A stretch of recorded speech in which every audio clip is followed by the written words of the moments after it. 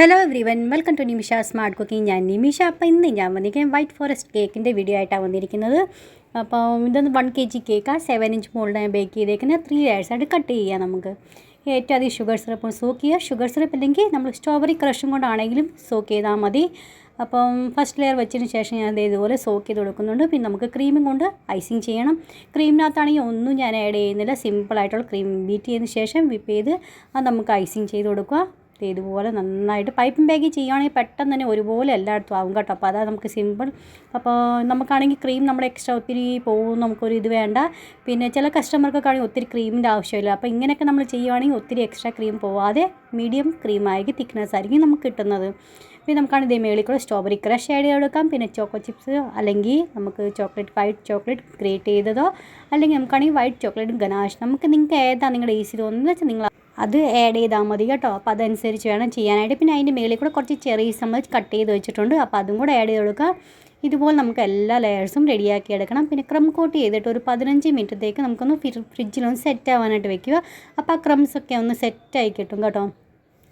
അഥവാ നിങ്ങൾക്ക് അല്ലാതെ നമ്മൾ പെട്ടെന്ന് തന്നെ ചെയ്യുവാണെങ്കിൽ പെട്ടെന്ന് ഫിനിഷിങ് നമുക്ക് കിട്ടത്തില്ല കേട്ടോ. ഒന്ന് ഇച്ചിരി സെറ്റായി ഒന്ന് തണുത്ത് നമുക്ക് കിട്ടുമ്പോൾ പെട്ടെന്ന് തന്നെ ക്രീം നമുക്ക്, അല്ലെങ്കിൽ ആണെങ്കിൽ ക്രീം ഒത്തിരി മെൽറ്റായി, ചിലരൊക്കെ പറയാറില്ല നമ്മൾ ക്രീമൊക്കെ മെൽറ്റായി പോകുന്നു, അല്ലെങ്കിൽ പിരിഞ്ഞ് പോലെ ആയി ഇരിക്കുന്നു, അല്ലെങ്കിൽ ശരിക്കും ഐസിങ് പെട്ടെന്ന് ആവുന്നില്ലെന്ന്.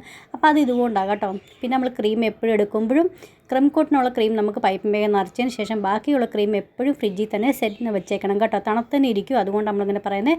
പുറത്തിങ്ങനെ ഇട്ട് അതിന് തണുപ്പെല്ലാം കളഞ്ഞു കഴിഞ്ഞാൽ പിന്നെ അത് വെള്ളം പോലെ ആയിപ്പോവും. പിന്നെ നമ്മൾ എത്ര ബീറ്റ് ചെയ്താലും എത്ര തണുപ്പിച്ചെടുത്താലും അത് നമുക്ക് വിചാരിച്ച ആ രീതി നമുക്ക് കിട്ടത്തില്ല കേട്ടോ. അപ്പോൾ അതുകൊണ്ട് എപ്പോഴും നമുക്ക് ആവശ്യത്തിന് കുറേശ്ശെ എടുത്ത് പൈപ്പിംഗ് ബാഗ് നിറച്ച് ബാക്കി വരുന്ന എക്സ്ട്രാ ക്രീം നമുക്ക് ഫ്രിഡ്ജിൽ തന്നെ വെക്കണം. എന്നിട്ട് വേണം നമ്മൾ അതിന് യൂസ് ചെയ്യാനായിട്ട്. അപ്പോൾ നിങ്ങൾക്ക് മനസ്സിലായെന്ന് വിചാരിക്കുന്നു. എന്തെങ്കിലും ഡൗട്ടുണ്ടെങ്കിൽ നിങ്ങൾ എന്നോട് ചോദിച്ചാൽ മതി കേട്ടോ. നിങ്ങളുടെ ഡൗട്ടെല്ലാം ഞാൻ ക്ലിയർ ചെയ്യുന്നതായിരിക്കും. അപ്പോൾ നമുക്കാണെങ്കിൽ അത് ക്രം കോട്ട് ചെയ്ത് 15 മിനിറ്റ് ഫ്രിഡ്ജിൽ വെച്ചിട്ടുണ്ടായിരുന്നു. അതിന് ശേഷം ഐസിങ് ചെയ്യുന്നു. താഴത്തെ ആണെങ്കിൽ സ്കൈ ബ്ലൂ കളറും പിന്നെ മേളിലാണെങ്കിൽ ഇച്ചിരി വൈറ്റ് കളറും. ഇതാണെങ്കിൽ എൻ്റെ ഹസ്ബൻഡ് ഓഫീസിലേക്ക് വേണ്ടി കൊണ്ടുപോകാനുള്ള കേക്കായിരുന്നു കേട്ടോ. അപ്പോൾ അവർ ഡിസൈൻ ഒന്നും പറഞ്ഞിട്ടൊന്നുമില്ല. എന്നോട് ഒരിക്കലും ഡിസൈൻ ഒന്നും പറഞ്ഞു തരാറില്ല കേട്ടോ. എന്നോട് എപ്പോഴും പറയാം നിങ്ങളുടെ ഇഷ്ടം ഏതാ നിങ്ങൾക്ക് തോന്നുന്നത് വെച്ചാൽ നിങ്ങളത് ചെയ്താൽ മതിയെന്ന്. അപ്പോൾ നമുക്ക് കസ്റ്റമറിനൊക്കെ ഇതുപോലെയൊക്കെ നമ്മളെ വിശ്വസിച്ചൊരു ഡിസൈൻ നമുക്ക് തരുവാണെങ്കിൽ എത്ര നല്ലതല്ലേ. നമുക്ക് കണ്ണടച്ച് നമ്മളെ വിശ്വസിക്കുന്നുണ്ടല്ലോ, അതിൽ കൂടെ നമുക്കിനി എന്താ വേണ്ടത്. അപ്പോൾ ഞാൻ എത്രയാണെന്ന് വെച്ചാൽ ഈ കസ്റ്റമർ തന്നെ നമ്മൾ ഏതാണെങ്കിലും നല്ല ടേസ്റ്റും പിന്നെ നന്നായിട്ട് ഉണ്ടാക്കി കൊടുക്കാനേ ഞാൻ എപ്പോഴും ശ്രമിക്കത്തേ ഉള്ളൂ. അപ്പോൾ നമ്മൾ എത്രയും നന്നായിട്ട് കേക്ക് ഉണ്ടാക്കി കൊടുക്കൂ, അപ്പോൾ അല്ലെങ്കിൽ എത്ര നന്നായിട്ട് ഫിനിഷിംഗ് ആയിട്ട് ചെയ്യുന്നു അത്രയും നമുക്ക് നന്നായിട്ട് ഓർഡർ കിട്ടുകയും ചെയ്യും. പിന്നെ അത്രയും നമുക്കാണെങ്കിൽ നമ്മുടെ ടേസ്റ്റിന് കാരണം കൊണ്ട് ആൾക്കാർ തന്നെ നമ്മുടെ അടുത്ത് വരും കേട്ടോ കേക്കിന് മേടിക്കാനായിട്ട്. അപ്പോൾ ഇത്രയും കാര്യമൊന്ന് ശ്രദ്ധിച്ചാൽ മതി. എപ്പോഴാണെങ്കിൽ നമ്മൾ കേക്ക് ഉണ്ടാക്കുകയാണെങ്കിൽ വീട്ടിലേക്ക് മാത്രമല്ല പുറത്തേക്ക് വേണ്ടിയാണെങ്കിൽ നന്നായിട്ട് ടേസ്റ്റ് കൊടുക്കാനായിട്ട് കൂടുതലും ശ്രദ്ധിക്കുക. അപ്പോൾ അതേ നന്നായിട്ട് ഐസിങ് ചെയ്തെടുത്തിട്ടുണ്ട്.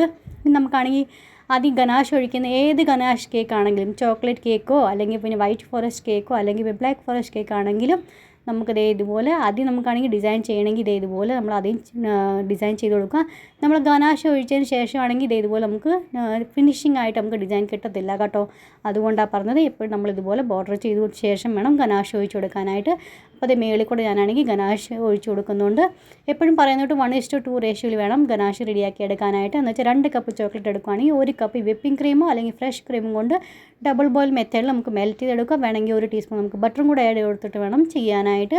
എന്നിട്ട് നന്നായിട്ട് അരിച്ചിട്ട് വേണേ ഇതുപോലെ നമുക്കാണെങ്കിൽ ട്രിപ്പ് ഇടാനായിട്ട്. അപ്പോൾ ഇത്രയേ ഉള്ളൂ ഇന്നത്തെ വീഡിയോ ഇഷ്ടപ്പെട്ടാൽ ലൈക്ക് ചെയ്യാനും ഷെയർ ചെയ്യാനും സബ്സ്ക്രൈബ് ചെയ്യാനും മറന്നുപോലെ. നെക്സ്റ്റ് ഒരു വീഡിയോ ആയിട്ട് വീണ്ടും കാണാം. Bye friend, thanks for watching.